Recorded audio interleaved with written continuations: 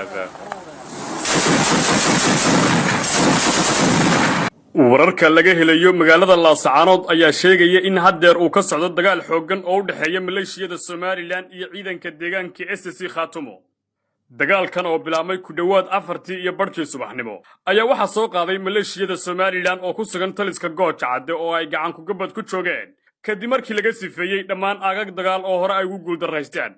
maleeshiyada Muuse Biixi Cabdi ayaa weerar gaadma ah ku soo qaaday ciidanka deegaanka ee degsiimadiisu tahay aagga bari ee magaalada Laascaanood gaar ahaan Maraaga.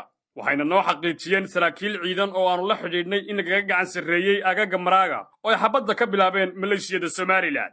xabaddan ka bilaamatay Laascaanood ayaa la filayaa inay noqoto tii ugu xoogganayd ee abid ka dhacda gobolka Sool xilli ciidanka deegaanka SSC Khaatumo ay nidar ku mareen in deegaanka ay ka sifaynayaan maleeshiyada ka soo duushay Burco iyo Hargeysa ee ka amar qaata Muuse Biixi Cabdi. ilaa iyo haddeer ma jiraan warar hubinaya khasaaraha ka jira halkaasi waxaana si toos ah u socda dagaalka.